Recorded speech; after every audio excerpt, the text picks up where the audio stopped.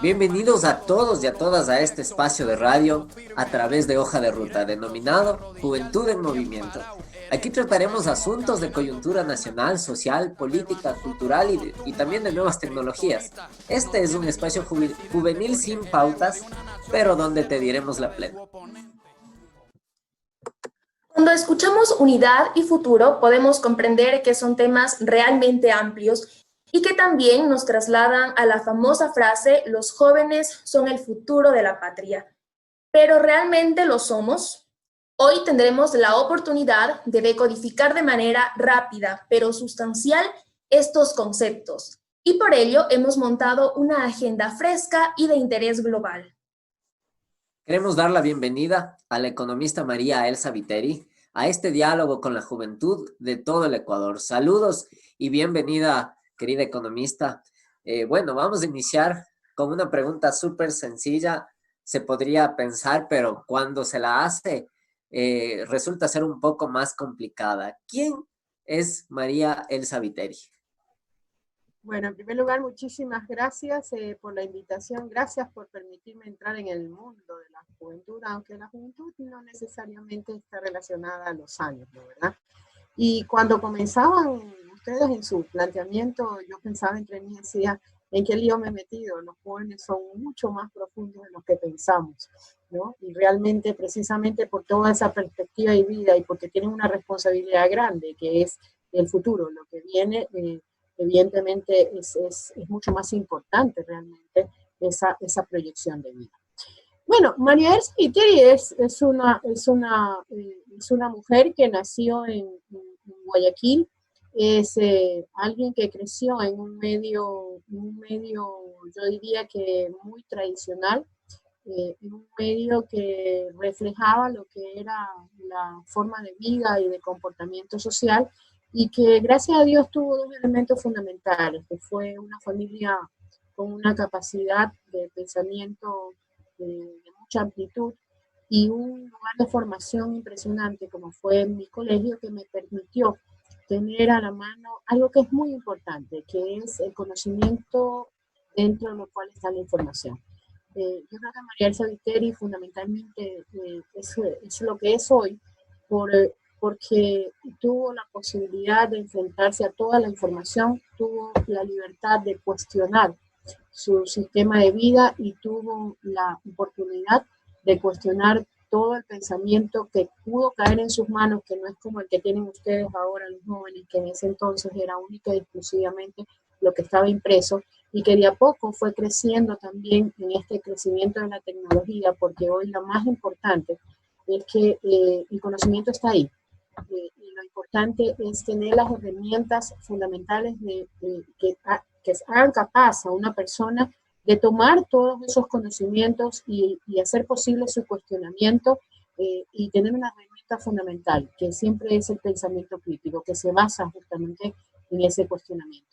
Entonces, yo creo que en cierto modo tuve la ventaja, digamos así, de que como herramienta a lo mejor estuve un poquito más adelante de lo que era un proceso común, un status quo general, y eso a lo mejor me permitió tener la posibilidad de cuestionar mi forma de vida a mí misma y sobre todo lo que era algo fundamental, cuestionar ese conflicto que todos los seres humanos tenemos, que es el hecho de ser algo muy particular, individual, pero de pertenecer a un hombre social, digamos así, un ser humano social, que automáticamente te enfrenta hacia lo que es tu identidad colectiva.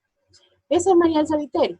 Y María Elsa Viteri, bueno, aparte dentro de su cotidianidad, es un amante de la comida nacional, es un amante de la música en general, y yo diría que en todo caso ha sabido subsistir, como todos los seres humanos, dentro de estos conflictos normales que te trae la sociedad en su conjunto e individualmente también.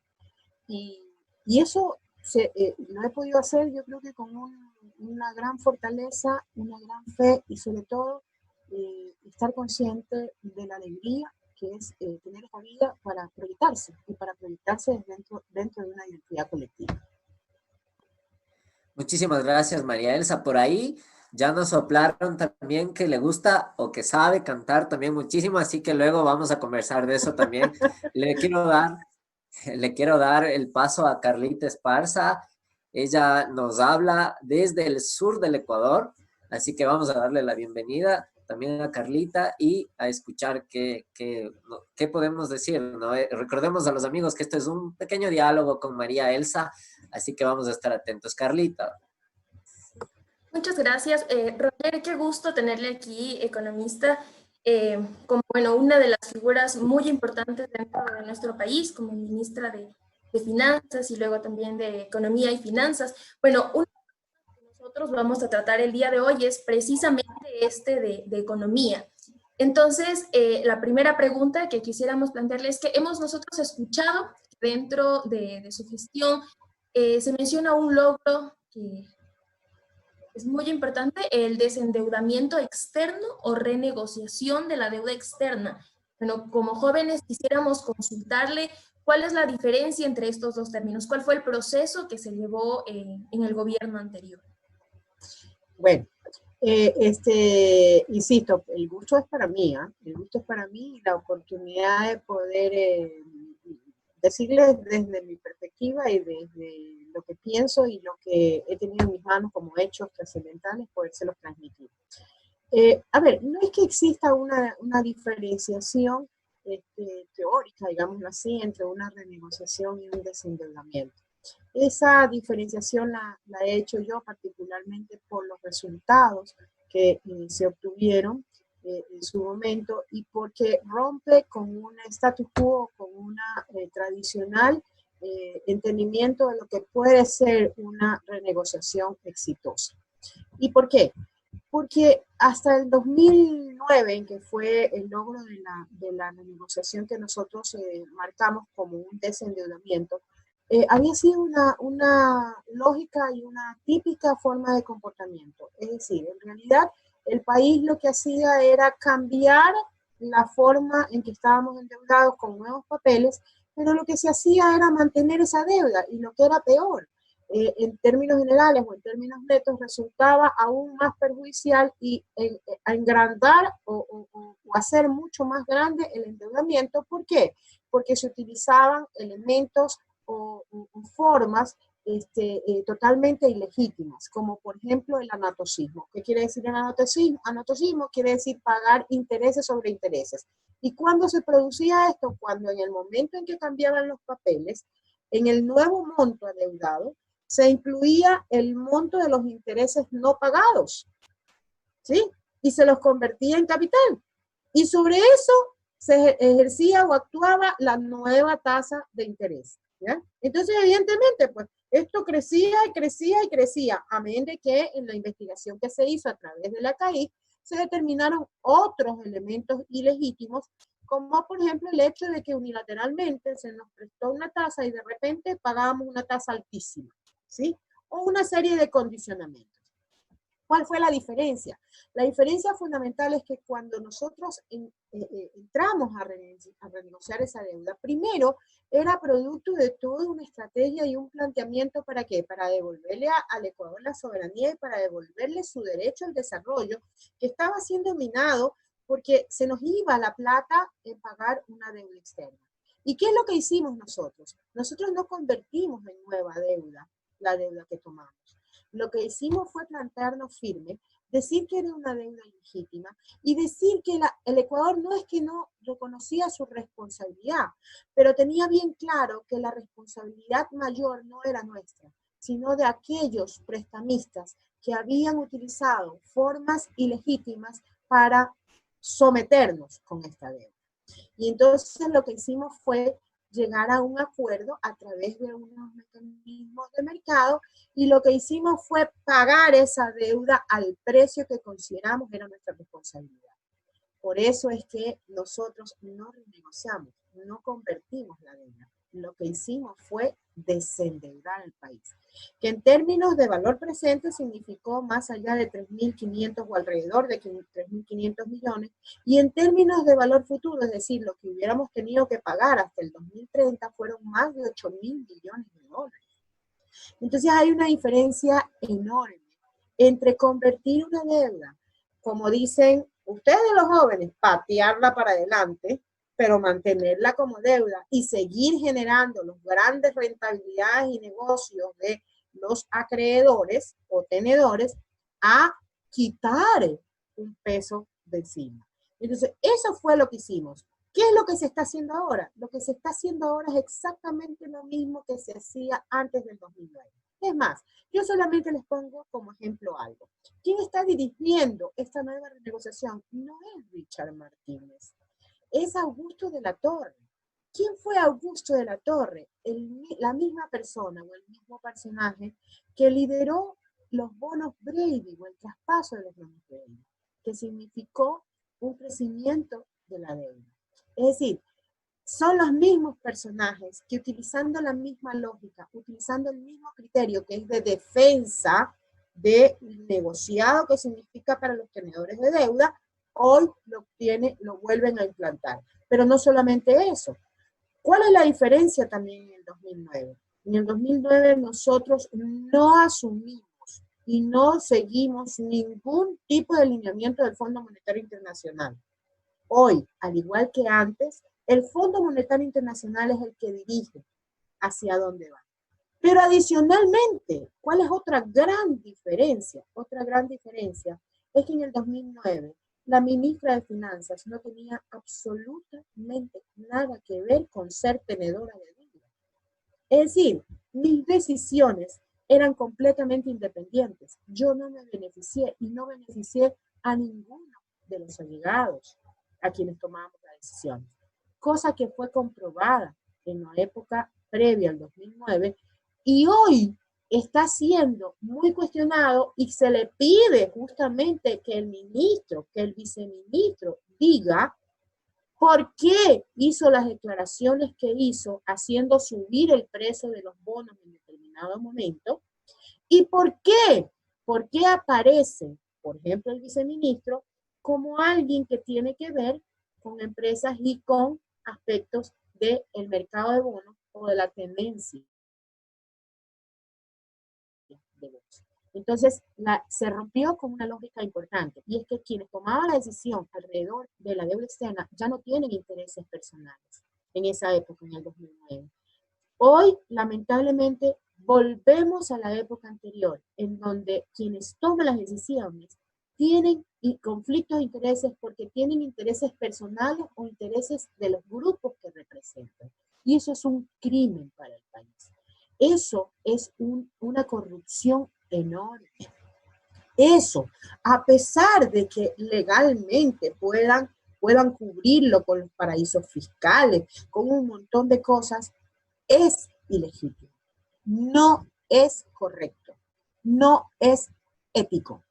No corresponde a lo que es las decisiones independientes y en función de los intereses colectivos que debe de ser el eje fundamental de quien toma las decisiones de política económica.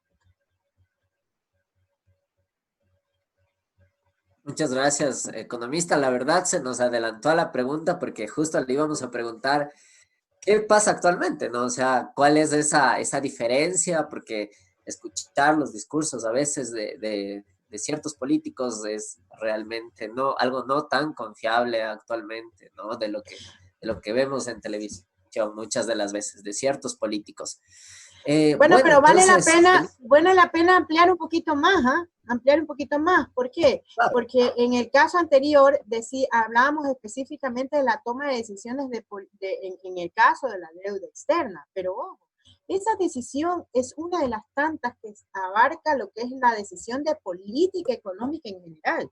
Y lo que tenemos que entender es que el actual gobierno, así como en su momento, porque son los mismos grupos económicos, son las mismas personas, así como antes del 2007 dominaban las decisiones de política, ¿no, verdad?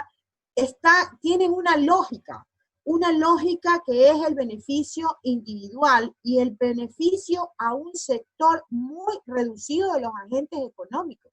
Es decir, la toma de decisiones en la deuda externa es exactamente la misma conducción de cualquier otra decisión de política económica, sea en el plano tributario, sea en el plano laboral, sea en el plano de las exportaciones o del comercio internacional. Es decir, el eje que rige es la rentabilidad financiera concentrada en un pequeño grupo que son los que tienen el poder de decisión de la política económica y que son los mismos grupos. Hoy, los mismos grupos eran los mismos que en el año 2006. Eran los mismos que en el año de la década de las 90, cuando nos llevaron a la crisis bancaria que nos llevaron. Entonces, es oportuna tu pregunta. ¿Por qué? Porque lo que hay que entender es que esto se trata de visiones de manejo económico, de intencionalidad, de objetivo del manejo económico. Mientras en la década pasada había un objetivo de cumplir con demandas colectivas, en este momento, así como en el pasado, el objetivo es de cumplir de demandas individuales y demandas de grupos específicos. ¿En base a qué? Al abuso del poder que tienen, porque han optado por hacerse del poder de toma de decisiones de la política económica. Y lo que es peor, lo hicieron en este último caso a través de la traición. Es decir, no importa cómo, la cuestión es llegar.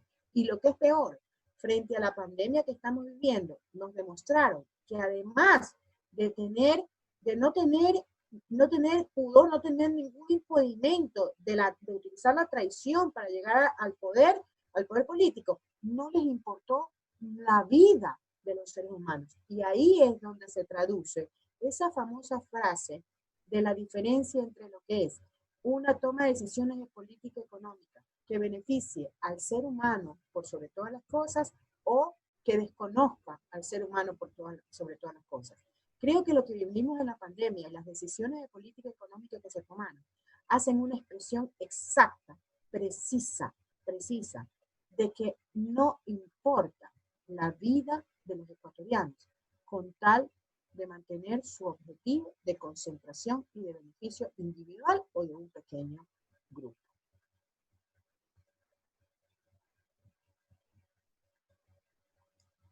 Muchas gracias, economista, por compartirnos este contraste, sobre todo entre cómo se está manejando actualmente la deuda externa, que es también como un proceso bastante alarmante para todos nosotros. Y bien nos ha explicado muchas de las consecuencias que nos afectan a todos como ecuatorianos. Quisiéramos también preguntarle, como de una manera más específica, ¿cómo es que esto, aplazar esta deuda 10 años más, nos afecta a nosotros como jóvenes, ahora tal vez a corto, mediano y largo plazo?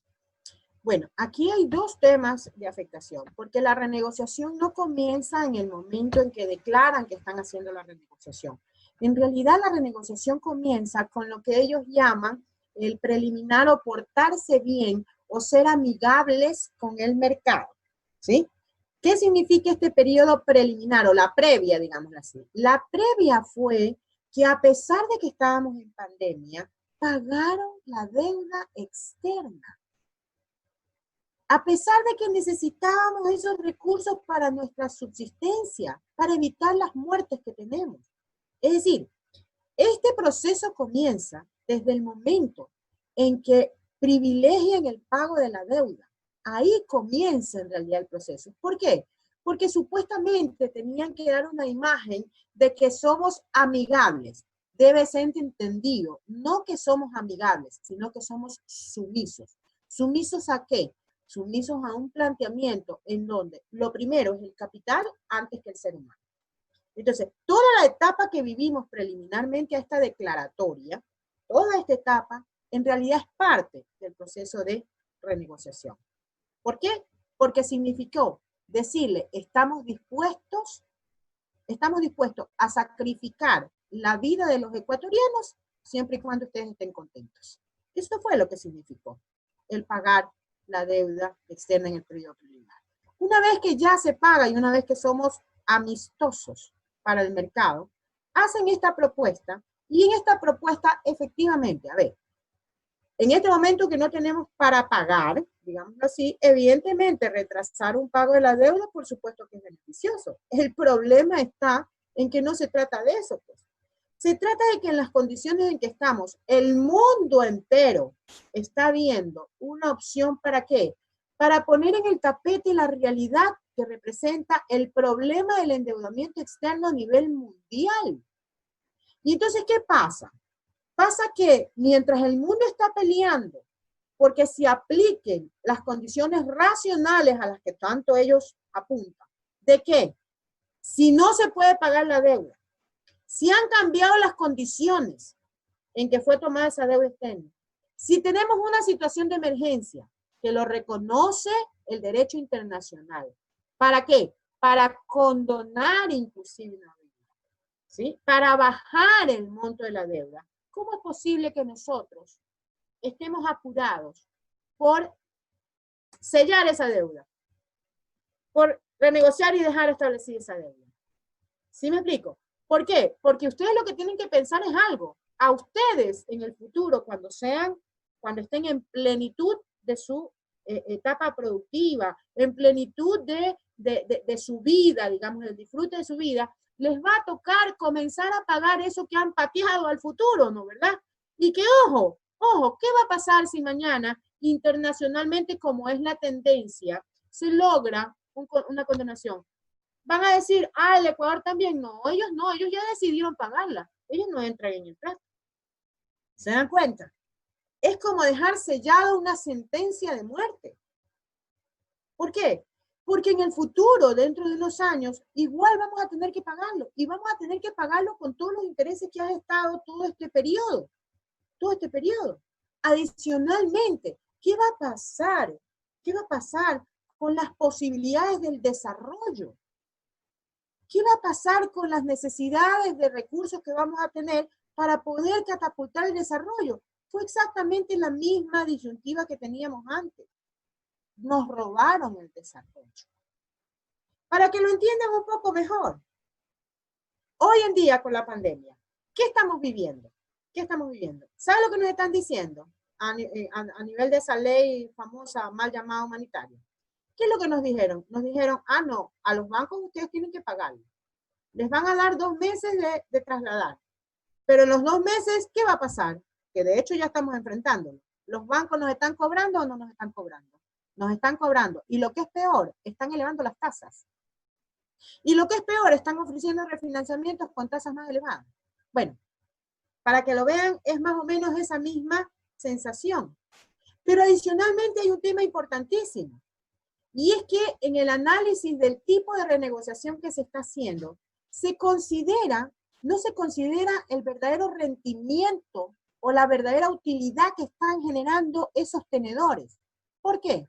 Porque se considera o se nos dice o se negocia a partir del valor nominal de los bonos.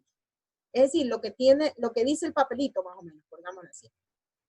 Pero resulta que esos papelitos, los que los tienen, eso se negocia día a día en el mercado. Los que los tienen probablemente los compraron a 40 centavos o al 40% de su valor. Entonces ustedes entenderán que si mañana van a recibir el 100%, van a recibir una utilidad y una generación muchísimo mayor que lo que dice la tasa que están ganando. ¿Por qué? Porque lo que ellos invirtieron en comprar esos papeles es una mínima cantidad. Entonces se dan cuenta dónde está la trampa de decirnos, bajan los intereses. Sí, bajan los intereses, pero resulta que el rendimiento es inclusive mayor. Más o menos, para que me entiendan, lo que pasó, a lo mejor ustedes eran muy pequeñitos, pero sus papás, si se los preguntan, se los van a decir.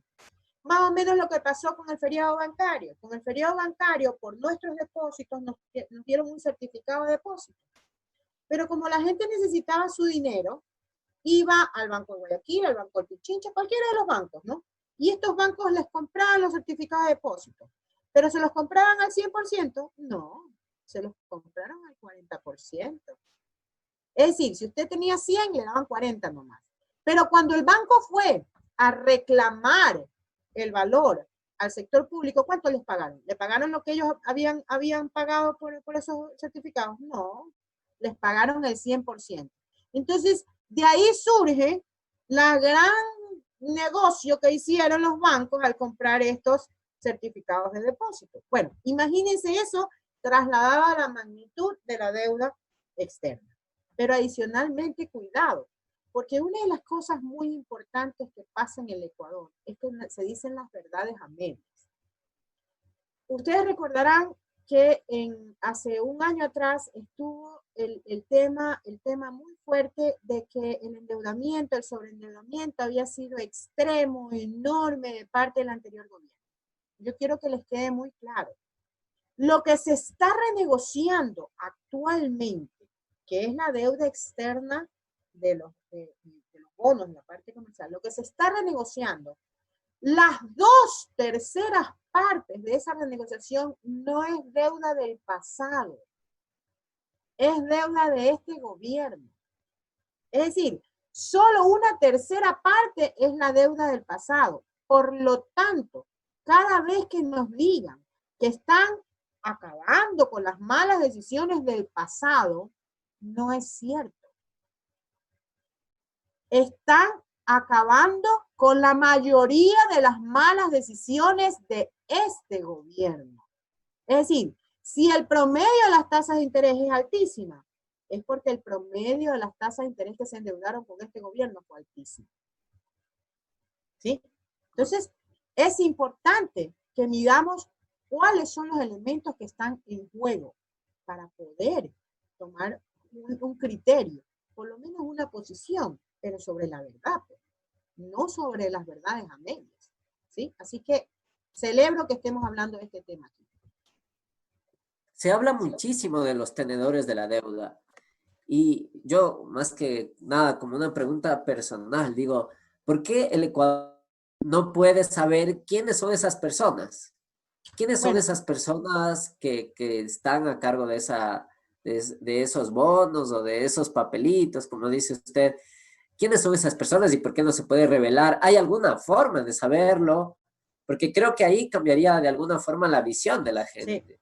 sí, totalmente, totalmente. A ver, no es solamente para el Ecuador. Entre paréntesis, en épocas del pasado sí había una forma de emitir papelitos. Hoy la deuda es inmaterial, digamos, ¿no? Se hacen, no es que le dan el papelito, es inmaterial, se maneja a través de toda esta nueva tecnología, ¿verdad? Segundo lugar, el problema no es solamente de Ecuador, el problema es del sistema como está construido. El sistema está construido de tal manera que existen las herramientas que permiten ocultar la identidad de quienes realmente son los que se favorecen con esa deuda. Y este es un esquema que es generalizado para todo aquello que pueda determinar realmente el valor del patrimonio, el valor de las utilidades o de los rendimientos que tengan. ¿Y por qué? Porque definitivamente, si todos tuviéramos el conocimiento, se pudieran tomar políticas a nivel tributario, por ejemplo, que vayan de la mano con aquello que tanto cacarean los que son dueños de los grandes patrimonios. Ustedes habrán escuchado, por ejemplo, al Partido Social Cristiano, creo, todos que dicen, no, el que más tiene, que más pague. Sí, el que más tiene, que más pague, pero resulta que ellos son los que apuntalan el hecho de que que haya sigilio en todo lo que tiene que ver con el rendimiento. Entonces, esto viene de una estructura mundial, digámoslo así.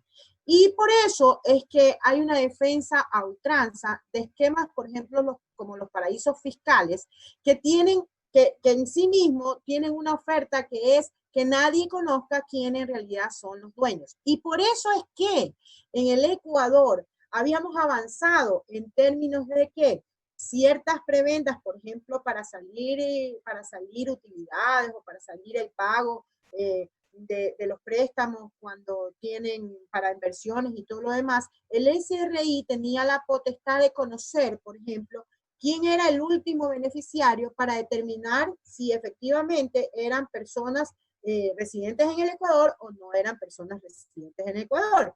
Bueno, pues todo eso se desmanteló durante este gobierno. ¿Y por qué? Porque precisamente es la forma de evitar que el que más pague sea el que más tiene. Entonces, a ver, en épocas pasadas hubo una intervención de uno de los congresos y logró tener una información valiosísima, que fue la que luego se evidenció en la CAIC, y por eso es que tuvimos la certeza de que muchos de los tomadores de decisiones de política económica o de los grupos relacionados o del sistema financiero nacional o algunas instituciones como por ejemplo la Curia, se pudo determinar efectivamente que eran los verdaderos tenedores de la deuda. Fue a través de un pedido que hizo el Congreso de aquella época y se pudo conocer. Es decir, si existiera de alguna manera la voluntad política a nivel mundial, a nivel general, en términos de apoyar realmente la transparencia, pudiéramos avanzar. Pero en realidad esto va más allá, va desde la mano de lograr realmente que exista a nivel mundial una estructuración diferente del orden financiero internacional. Que yo creo que es una lucha que hay que darla y que se está dando y que se ha venido dando y que hoy más que nunca con la pandemia ha resurgido porque tenemos evidencias claras de lo importante que son todos estos temas y definitivamente yo tengo la esperanza de que de a poco vamos a ir avanzando en ello. Pero creo que definitivamente vamos a, de alguna manera, tener que impulsar a nivel nacional la posibilidad de incluir en los condicionamientos de toda esta emisión de deuda la posibilidad de que se puedan conocer quiénes son los tenedores realmente. Creo que hay caminos que son lentos, que no son fáciles, pero que hay que aplicarlos, Pero insisto, el verdadero cambio viene desde la estructura o desde la configuración del sistema financiero internacional. Y por eso es tan importante el que el Ecuador tenga un espacio en la voz regional y que sea parte de un planteamiento regional al mundo entero. Porque de otra manera, solos no vamos a poder. Necesitamos de esta unificación. En su momento, alguna vez me preguntaron qué creía yo de lo de AMLO en esta época, surgimientos progresistas y demás, y mi respuesta fue que lamentablemente hubo un movimiento en el tiempo, que qué lindo que hubiera sido que AMLO estuviera en México cuando estaban en Latinoamérica, una red de gobiernos progresistas en donde se hubiera podido sumar un impulso mucho más importante, ¿no? Mucho más importante, ya como una América Latina más unificada, ¿no? Pero esto tiene que ver con estos sistemas de lograr hacer esquemas de otra naturaleza, ¿no?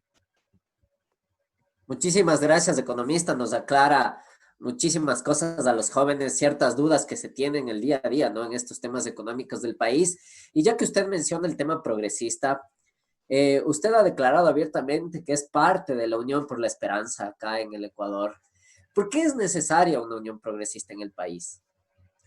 Bueno, yo creo que es importante señalar el momento que vivimos, ¿no? El momento político que vivimos es un momento muy grave, es un momento muy difícil para la democracia ecuatoriana, porque lo que estamos viviendo es un gobierno autoritario, un gobierno antidemocrático, es un gobierno fascista, es un gobierno que realmente se ha apoderado y ha controlado todos los poderes del Estado. Y entonces, lamentablemente, la voz del ciudadano de a pie, del ciudadano común y corriente, se ha callado completamente. Y lo que es peor, se están utilizando esquemas como por ejemplo la fuerza en octubre pasado, y se están utilizando esquemas como el lawfare, que lo hemos venido viviendo en todas estas batallas legales totalmente irracionales y que es increíble pensar lo que pudieron haber ocurrido. Y adicionalmente se suma este ataque a la democracia a través pues de las barbaridades que estamos viviendo con el impedimento a un derecho de participación, no solamente al presidente Correa, sino a todos los que pudieran tener situaciones similares o coincidentes, como por ejemplo los migrantes. Entonces va más allá que el hecho de suprimirle el derecho al presidente Correa.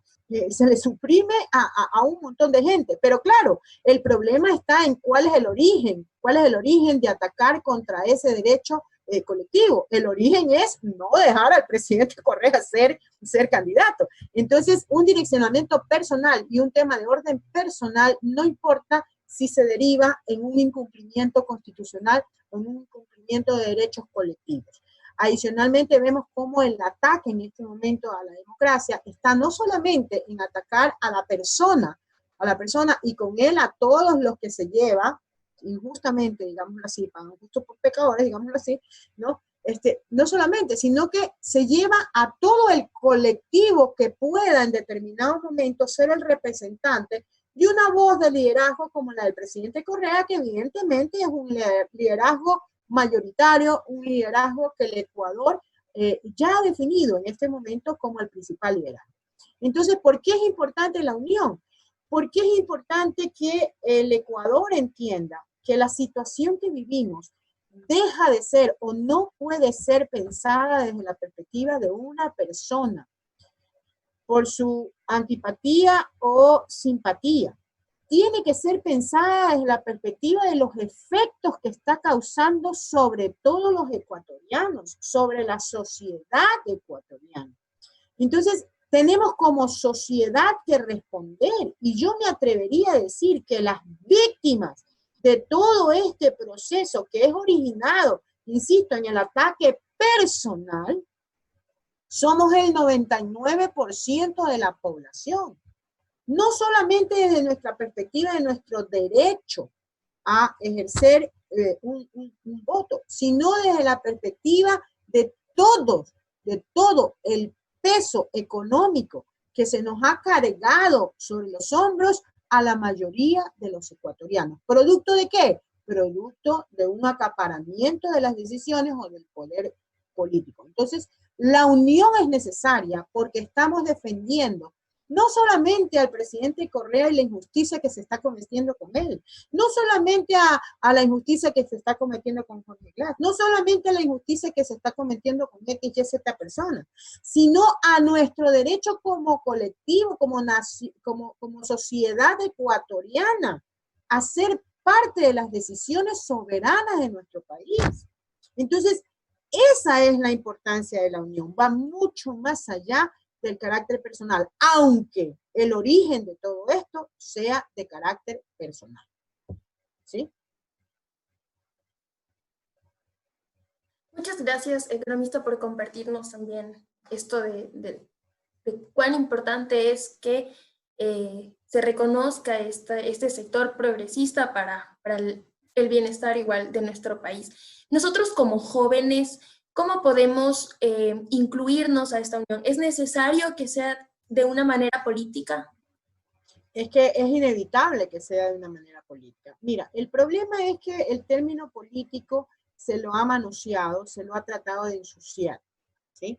Cuando el asunto o el ejercicio político es algo inherente al ser humano. Y es inherente al ser humano porque toda sociedad tiene que resolver conflictos. O sea, en toda sociedad tenemos que resolver conflictos. Y cuando me refiero a conflictos, me refiero a que existen distintos grupos, pensamos distinto, pero ese pensamiento tiene que llegar a un acuerdo y a una solución, porque de otra manera no podríamos tener una subsistencia de bienestar común, ¿verdad? Entonces, por ejemplo, el primer conflicto y el más importante que tiene es el decidir con qué lógica vamos a distribuir nuestros recursos. Entonces, para unos, la distribución de los recursos no debe ser equitativa, sino que debe ser concentrada. Y para otros creemos que no, que la distribución de los recursos tiene que ser equitativa. ¿Para qué? Para que haya equidad, ¿no, verdad? Y para que haya bienestar para todos. ¿Por qué? Porque nosotros no tenemos por qué recibir migajas de alguien que en sí mismo decida qué es lo que supuestamente nos corresponde o no. Entonces, estos son los conflictos, amén, de muchos conflictos adicionales que tiene la sociedad, en donde la política es realmente la forma en cómo resolvemos esos conflictos. Y entonces, dentro del ejercicio político está lo que se llama el sistema democrático, que con toda su imperfección es lo más perfecto que podemos encontrar para solucionar estas situaciones.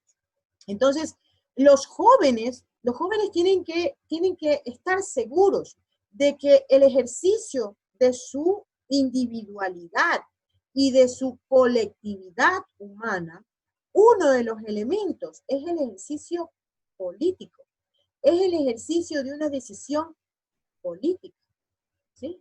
Y eso no los mancha. No es que, yo soy apolítico. No, señor. No, señor. Usted tiene que evidenciar cuál es su decisión política. ¿Por qué? Porque es a través de las decisiones políticas que va a conformarse todo el aspecto social o las relaciones sociales que van a condicionar mañana su bienestar. Entonces, tiene que haber un ejercicio político. Es más, en este momento en particular, en esta coyuntura en particular, yo creo que es fundamental el ejercicio político de los jóvenes. ¿Por qué? Porque son ustedes mañana los que tienen que defender el futuro de sus propias decisiones. Entonces, les pongo un ejemplo. Resulta que ustedes dejan pasar de largo y se cuaja, digámoslo así, la barbaridad que ha planteado el Contralor o quien ejerce las veces de Contralor de la República, diciendo que él es el máximo poder, digámoslo así, porque eso es lo que está diciendo, que él puede meterse en cualquier función y puede determinar mañana quién puede, quién no puede participar en la carrera política. No el ente que para eso está creado. Entonces mañana resulta que el señor se recurre en el futuro. Si nosotros aceptamos eso, ustedes van a estar condenados a que en el futuro cualquier contralor, o cualquiera, decida mañana que se le ocurre algo en las universidades y coarta la libertad de los estudiantes en las universidades. Decide que mañana no está bien el presidente que está electo y que él dice que los votos no están bien contados, y entonces resulta que su decisión se tira abajo. En fin, le abre el campo para que en cualquier situación de su vida esté inmerso. Entonces, si ustedes como jóvenes hoy no se involucran en respetar y hacer respetar la democracia, lo que van a tener es una falsa democracia en el futuro. Los que estamos ya avanzaditos en edad, a lo mejor nos quedaría un corto tiempo, pero ustedes tienen toda la vida para reclamar su derecho democrático, sus derechos a nivel de garantías civiles, a nivel de participación, a nivel de distribución de riqueza, a nivel de participación y de inclusión, a nivel inclusive de la defensa de los derechos de la naturaleza, que son los 5 aspectos fundamentales que prevé nuestra Constitución. Las garantías civiles, el derecho a la participación, la equidad en la distribución de la riqueza, el derecho a la no exclusión, a la inclusión que tenemos, ¿verdad? Y por último, los derechos de la naturaleza, que hay que defenderlos. ¿Por qué? Porque ustedes son los que mañana van a recibir las características de una extracción impresionante de la destrucción de la naturaleza. ¿Por qué? Porque unos cuantos quieren acumular y mañana pasarle esa riqueza a sus herederos. Entonces, hoy más que nunca, esta coyuntura le exige a la juventud hacer un ingreso muy importante, pero un ingreso con información, un ingreso con cuestionamiento a todas estas decisiones para responder y resolver los conflictos que su sociedad le está presentando. Porque son ustedes los que van a mirar hacia el futuro, son ustedes los que tienen la vida por delante, son ustedes los que tienen que proteger a sus futuros hijos y a la descendencia, a los que vienen. A ustedes más que nada le corresponde. Pero tienen que verlo desde una óptica, insisto, de conocimiento. No pueden dejarse robar la capacidad de estar informados. No pueden dejarse tentar por la falsa información de unos medios económicos que han sido el brazo ejecutor de esa mala información, de ese lavado de cerebro, realmente, para hacernos creer, por ejemplo, que la política es mala.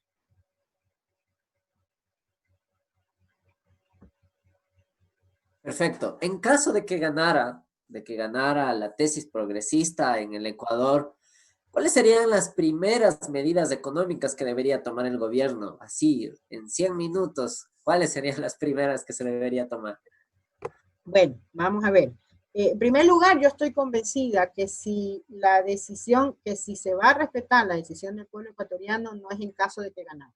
Yo creo que a estas alturas del partido está más que claro que el pueblo ecuatoriano ya decidió que no quiere continuar, porque lo decidió no solamente ahora, lo decidió en el 2008 cuando apoyó una constitución completamente contradictoria a lo que era el planteamiento que estamos viviendo.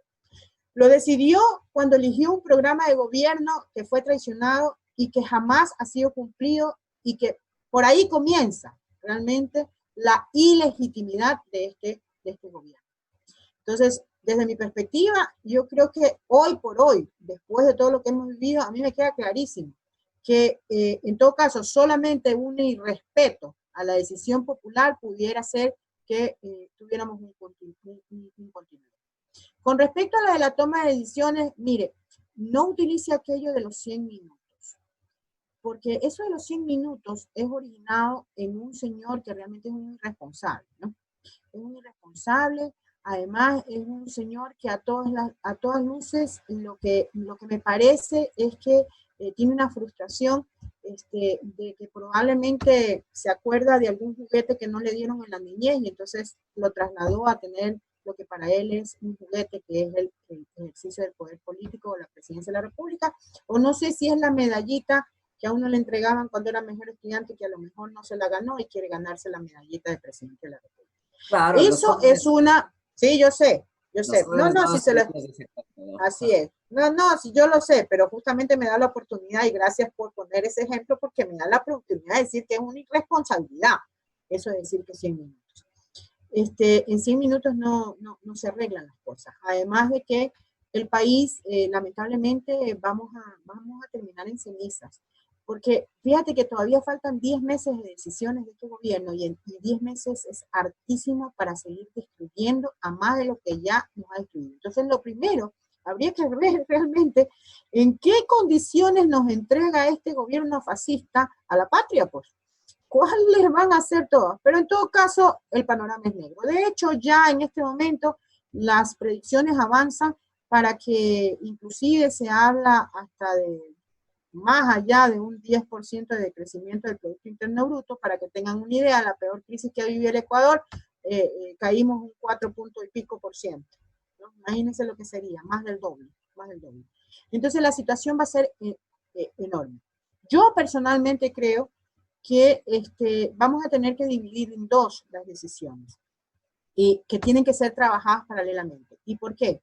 Porque me parece que hay decisiones que deben de ser tomadas no desde la perspectiva a lo mejor de construir el cambio estructural. ¿Por qué? Porque siempre que tú construyes el cambio estructural necesitas tiempo. Y el problema es que el Ecuador va a quedar en un estado en donde necesitas acciones inmediatas. No tienes tiempo para lograr las reacciones, ¿sí? Las reacciones. Entonces, por eso es que mi planteamiento va en dos sentidos. Paralelamente tienen que haber dos medidas de política. La una, que sea una respuesta inmediata, y esa respuesta inmediata es salvar vidas.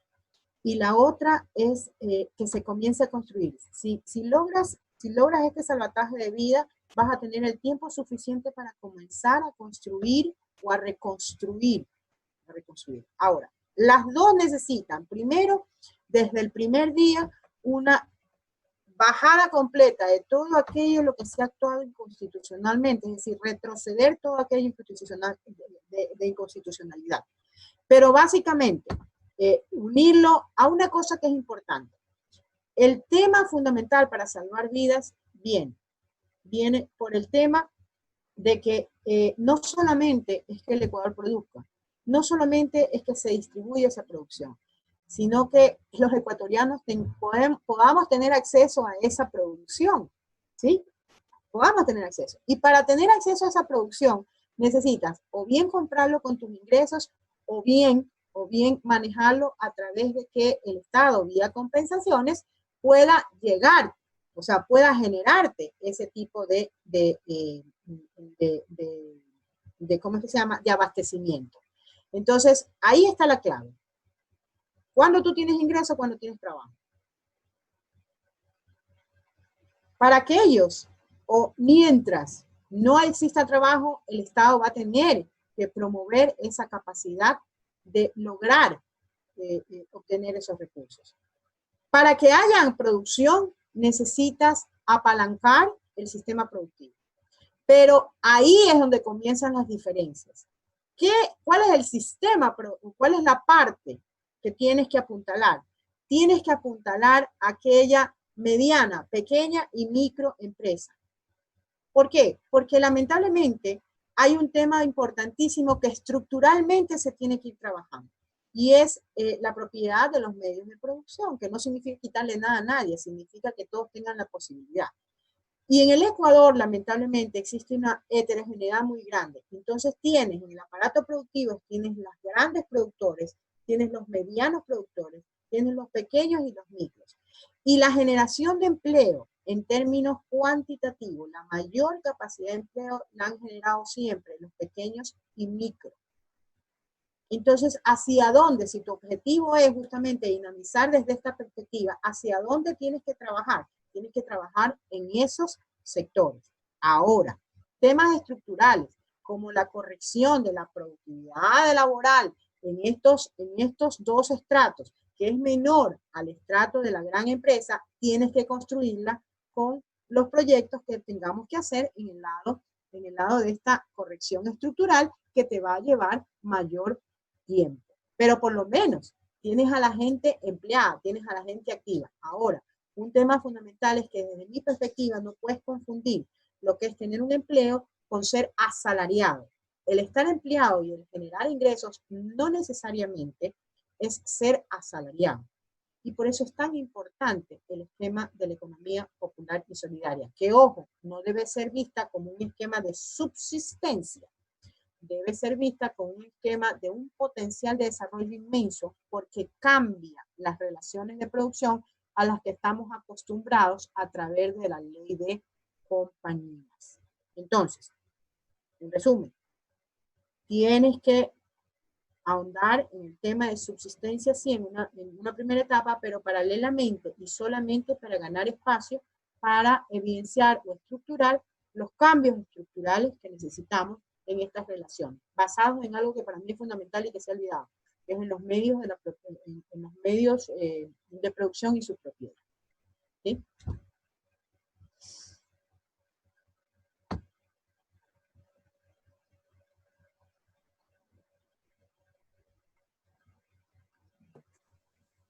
¿Sí está la Carlita? Perdón, creo que un poquito de mi conexión. Economista, quería hacerle una pregunta, justamente por todas las alternativas que usted acaba de mencionar como de manera general de lo que puede hacer el próximo gobierno, que tiene esta gran responsabilidad. Quisiéramos saber, aparte, ¿qué más se puede implementar? ¿Cómo puede garantizar el bienestar de nosotros como jóvenes y de este programa de género que también escuchábamos que usted pudo lograr durante su periodo como ministra de Finanzas? Bueno, a ver, yo quiero comentarles algo, o sea, como instrumentos, como específicamente acciones concretas, hay muchas opciones que se pueden implementar. Lo interesante es entender que técnicamente hablando existe un conocimiento, existe una capacidad para revertir lo que tenemos. Uno de los temas que siempre nos llevan a discutir es sobre instrumentos, pero lo que hay que entender es que tiene que haber coherencia entre los instrumentos y el planteamiento que se hace. Pero en todo caso, a ver, como instrumentos que yo diría que son los primeros que deberían de observarse para entrar en este tipo de recuperación. está, por ejemplo, la parte tributaria, ¿sí? La parte tributaria, la de confeccionar que tienen que ir hacia más impuestos directos antes que indirectos, ¿sí? ¿Por qué? Porque esto ataca a la concentración de ese patrimonio y utilidad que básicamente es la necesidad de que la solidaridad y que de la respuesta que venga de quienes por fallos del mercado acumulan más de lo debido, deben de proveerlo a la sociedad. ¿Cuál es el tema? El tema es que todo cambio en el Ecuador que tenga que ver con tributos necesita pasar por la asamblea. Entonces, por eso es que yo digo que este tipo de cambios tienen que venir con un cierto tiempo. Y por eso es que es importantísimo tener bien claro. El primer paso que hay que dar es la recuperación del poder político. ¿Por qué? Porque necesitas recuperar la decisión para poder actuar e implementar la parte técnica. La parte técnica de alguna manera ya se ha evidenciado con cambios y composiciones tributarias, con el tema de manejo arancelario, crear salvaguardas arancelarias, con el tema del tipo de distribución, del tipo de inversión, de la dirección de la inversión del Estado, con la generación de subsidios que realmente tengan un crecimiento en el tema del desarrollo o de prevenir, digámoslo así, lo que es el bienestar, con temas de que tienen que tener prioridad todo lo que es el pago a nivel interno y promover el pago del nivel interno, no permitir que los valores y que la riqueza del Estado, la liquidez salga del país como se ha promocionado en este tiempo. Entonces, esos instrumentos están como ahí a la mano y sabemos que nos han dado resultados. Y sabemos que nos han dado resultados porque ya enfrentamos dos crisis anteriores, la del 2008 y la del 2015. ¿Sí? Es decir, los instrumentos como tal están. Lo que hay que tener bien claro es que para que esos instrumentos se utilicen, porque si están ahí, ¿por qué razón no se utilizan ahora? No se utilizan ahora porque no hay una visión política y no hay una decisión política para hacerlo. Entonces, lo primero que hay que entender es que hay que recuperar esa capacidad de utilizar esos instrumentos. Y ojo, no solamente desde la perspectiva del Ejecutivo, porque yo creo que mucha gente se piensa y habla del binomio, el binomio. No, señores, en este momento es trascendental y fundamental recuperar también la Asamblea Nacional, es decir, el sector legislativo. ¿Por qué? Porque muchos de esos instrumentos que vamos a necesitar implementar pasan por la aprobación de una Asamblea Nacional. Entonces, a ver, Carlita, desde la perspectiva de enumerar instrumentos, insisto, entendamos que ya nosotros, desde la perspectiva de una propuesta de decisión de política económica, digámoslo así, ya pasamos dos etapas en donde el checklist, digámoslo así, fue excelente, o la nota fue excelente, que fue la crisis del 2008 y la crisis del 2015. Además, ya pasamos un checklist importantísimo como fue el terremoto, con la misma lógica o la misma utilización de las políticas de los instrumentos. Pero tienen que ver básicamente con, primero, el acceso del crédito en el segmento heterogéneo que tenemos de producción a nivel de pequeños y medianos. Favorecer a este sector que es mucho más dinámico. Y además, porque eso hace que equitativamente se reparta mejor la propiedad y ya no tengas que hacerlo una restitución posterior. Segundo, sabemos que hay que hacer un régimen tributario en donde se cumpla el hecho del que más tiene, más pague. No solamente desde la provisión, no solamente desde la provisión de la normativa, sino del cumplimiento de esa normativa. Es decir, evitar la evasión tributaria y la ilusión tributaria. ¿Sí? Tercero, tienes que tener fuertes elementos para impedir que nuestra riqueza, nuestra liquidez salga, es decir, la famosa fuga de capitales. ¿A través de qué? A través de generar escudos para la importación de cosas que no son necesarias o que son suntuarias. Y a través de impedir que el capital, que el patrimonio que se ha generado aquí salga del país. ¿Sí? Cuarto, está toda la provisión que tienes que hacer a nivel de mantener una población saludable, una población educada, a través de una correcta inversión pública, por así decirlo. Es decir, estimular al sector o a la dinámica del sector privado a través de la inversión pública, que creo que en el siguiente periodo va a ser difícil porque las condiciones que vamos a tener en términos de financiamiento van a ser pocas. Y con respecto a lo que me decía del tema de la mujer, bueno, en realidad lo que se hizo fue, ese elemento que se trabajó, coincidencialmente, fíjate tú, comenzó cuando el presidente Correa era ministro de Economía, pero solamente se terminó cuando yo fui ministra.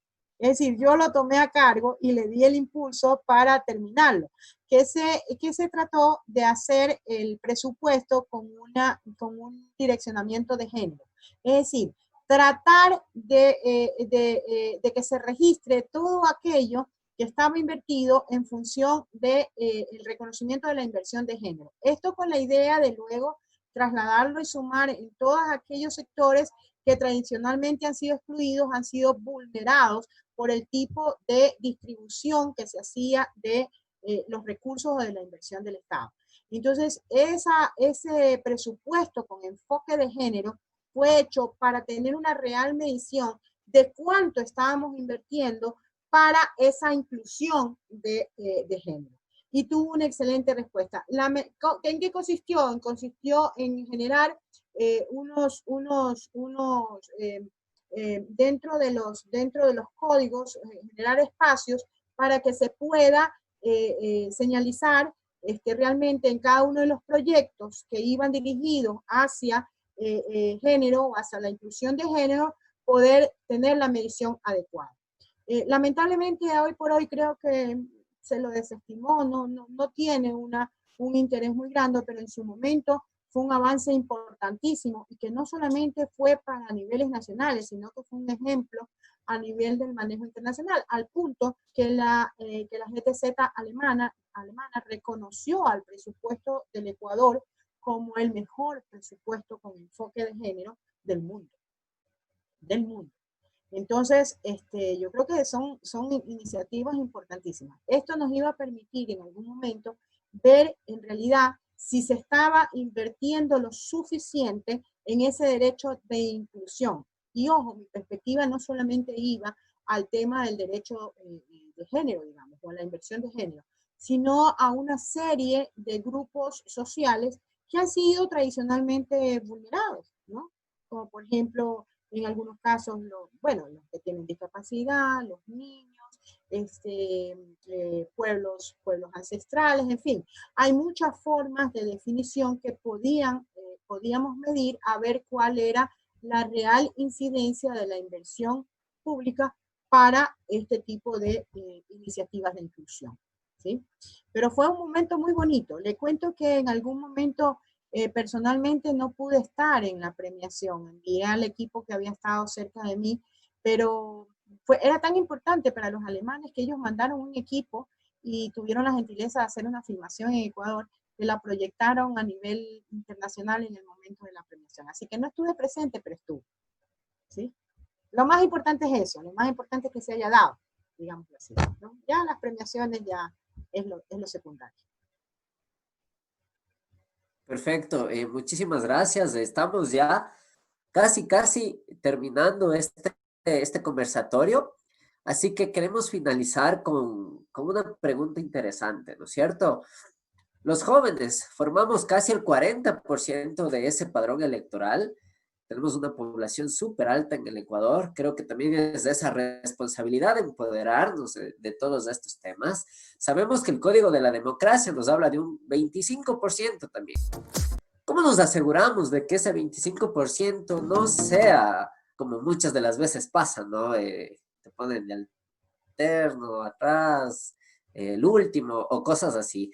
Creo que es necesario actualmente la visión de la juventud en muchísimos temas de defensa de derechos, en tema de violencia, de género, en temas económicos, de trabajo. ¿Qué podemos hacer, nuestra querida economista, en este sentido? Los jóvenes, ¿cómo se puede respetar también desde los partidos políticos de esto?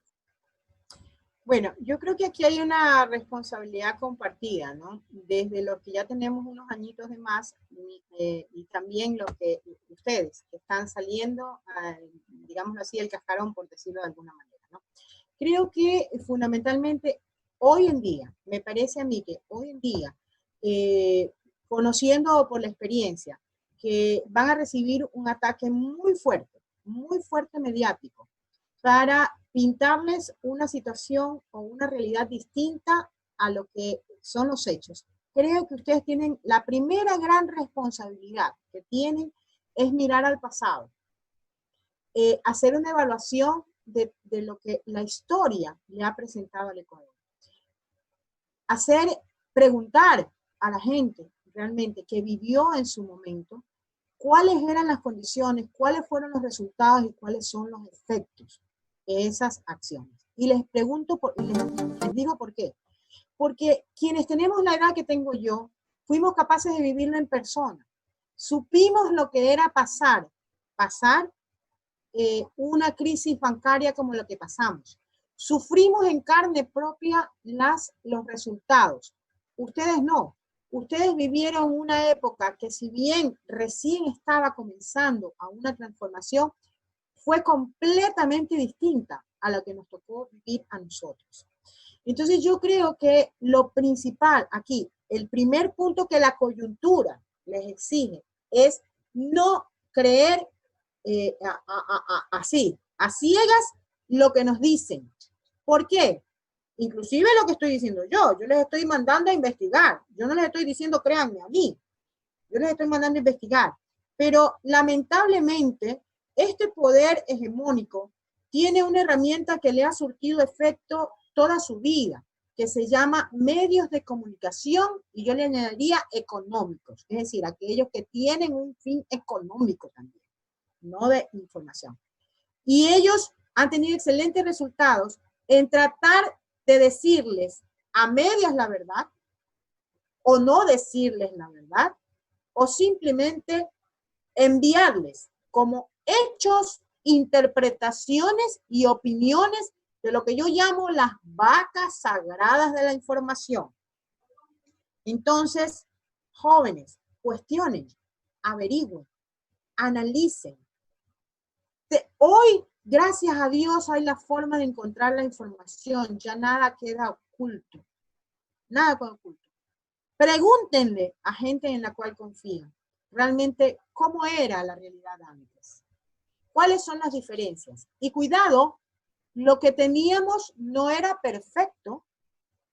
Y entonces, en base a eso, lo que ustedes tienen que hacer es su propuesta para mejorar lo que un día ya tuvimos, que era mucho mejor de lo que la historia nos cuenta. Entonces, miren lo que les estoy proponiendo. Les estoy proponiendo que miren hacia atrás, que conozcan su historia. No para creer ciegamente ni pensar que alcanzamos ya lo mejor, sino para desterrar lo peor, que hoy lo estamos volviendo a vivir, tomar lo imperfecto y contribuir para avanzar un poquito más en ser una mejor sociedad. Los jóvenes deben de pensar que tienen como principal riesgo el que no se acabe la naturaleza, el que no sigamos destruyendo la naturaleza, el que la inclusión debe ser un elemento fundamental, porque la mujer, voy a tomar el caso de la mujer ha demostrado que el mundo se ha perdido del valor de la mujer. Escúcheme lo que le estoy diciendo, Carlita, póngame atención. El mundo se ha perdido y el Ecuador se ha perdido de conocer lo que es el poder de acción de una mujer. Mejor dicho, se ha perdido como entidad colectiva, porque lo hemos demostrado en cada uno de los hogares. Hemos demostrado que si la familia ha subsistido siempre, ha sido porque el hombre arranca, pero una mujer jamás. Siempre enfrenta la realidad. ¿Sí? Entonces, miren lo importante que es la propuesta. Y tercero, fundamental. Miren, uno de los elementos que más tenemos que atacar para que no nos sigan convenciendo, para que no nos sigan interviniendo con una influencia hegemónica, con una influencia dominante, es el conocimiento que incluye la información.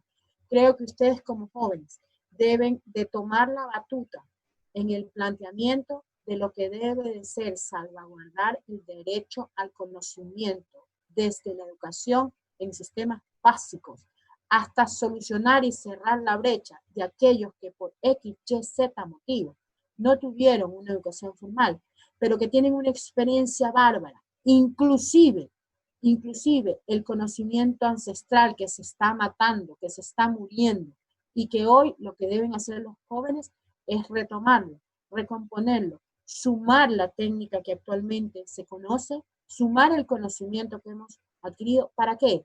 Para tener una sociedad con un conocimiento más allá inclusive de lo que otras sociedades tienen. Porque no en vano, nuestros indígenas alababan cuando el volcán inundaba sus campos de ceniza, porque cada vez o cada 7 años que era el proceso de erupción de un volcán, resulta que teníamos una superproducción ¿de qué? De alimentos. Y lo que aprendieron fue a protegerse de esas erupciones. Y así por el estilo. No podemos seguir permitiendo que la utilización inclusive de hierbas, de cuestiones de orden natural, que son producto de saberes ancestrales, vengan las farmacéuticas, se las lleven y después los que fueron del conocimiento original no puedan utilizarlos por una patente, por una inscripción en un sistema en donde un indígena un actor de un pueblo ancestral no tenga acceso a este tipo de registros y demás. Entonces, yo creo que son ustedes los jóvenes, estos que tienen una violenta capacidad, que ya nacen con el chip incorporado, porque yo me declaro analfabeta porque nací en la época en donde recién se había inventado la televisión, y me cuesta trabajo todo este tipo de aparatos, y que a la fuerza de a poco, con mucho esfuerzo, voy entrando y me puedo comunicar con ustedes a través de esta maravilla tecnológica, ¿no? ¿Verdad? Ustedes que ya nacen con el chip puesto, por Dios, aprovechen esas ventajas, pero aprovechenlas no olvidándose de sus raíces, no olvidándose del potencial y de la riqueza con que nacieron. No se olviden que ustedes son producto de una raza y de una estirpe importantísima.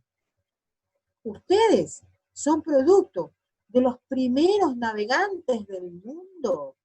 Por favor, en América, nuestra balsa fue capaz de comerciar mucho más allá y a punta de viento. Por favor.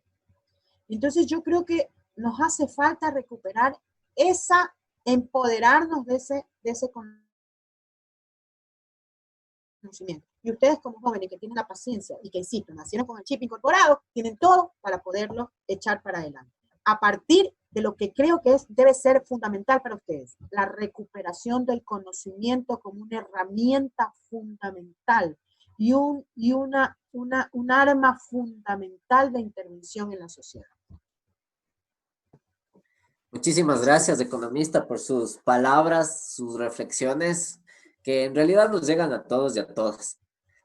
Muchísimas gracias. Recordar a los amigos que nos han visto en este programa que Juventud en Movimiento no somos solo las personas que estamos aquí, sino hacemos llegar a toda la gente que está detrás de nosotros, a Cecita, que está ahí en los equipos, a Laurita, que está por allá al sur en Loja, a Carlita, que está al ladito en Zamora, también a Adrián, que siempre nos está colaborando con el tema también estratégico ahí, Ronald, por supuesto, que nos está viendo, y a todos los chicos y a las chicas. Al inicio de la entrevista decíamos que María Elsa tiene un talento oculto por ahí que nos va a deleitar con una pequeña estrofa de una de sus canciones favoritas, y le vamos a escuchar todos los jóvenes, a ver. Uy, me agarra, porque yo, Dios mío. Bueno, vamos a cantar una guayanquinenísima. Si yo muero primero, es tu promesa. sobre de mi cadáver dejar caer todo el llanto que brote de tu tristeza y que todos se enteren de tu querer. Si yo muero primero, yo te prometo que escribiré la historia de nuestro amor con toda el alma llena de sentimientos. La escribiré con sangre, con tinta sangre del corazón. 100% ecuatoriana y cada vez que hago algo, 100% de mi corazón. Así que muchísimas gracias. Para mí ha sido un placer enorme realmente el estar, gracias a Dios, los tengo a ustedes, que me permiten compartir con esta juventud que realmente, bueno, dicen que hay vallas generacionales. Yo creo que no. Yo creo que cuando uno tiene una misma opción y un mismo objetivo, los años no pesan. Los años se quitan de encima. Y bueno, a lo mejor me ganan en una carrera, ¿no? Pero a lo mejor yo gano en otras cosas. Así que es una complementariedad y al contrario. Muchísimas gracias a todo el equipo de Juventudes en Movimiento en todos los lugares del país en que se encuentra. Gracias, César, por su valioso aporte ahí en cuestión técnica. Ya quisiera yo con sus canas, igual como las mías, poder entender estos aparatos, tanto como usted lo entiende. Gracias a ustedes, compañeros Roger y Carlita, muchas gracias. Me he sentido muy cómoda y les agradezco toda su cálida atención.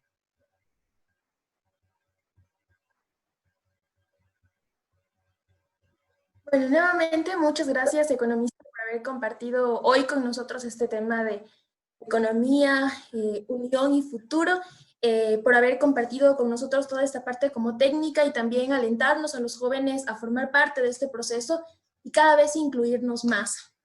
A Roger, que también nos acompaña hoy, y como él agradeció también a todos quienes permiten que este programa se desarrolle semana a semana. Esperamos que todos quienes nos escuchan igual estén aquí constantemente. Como lo mencionó Roger, este espacio es para todos quienes quieran conocer de estos temas que nosotros tratamos. Recordarles que pueden hacer preguntas también en la página de Facebook siempre para mantenerse en contacto.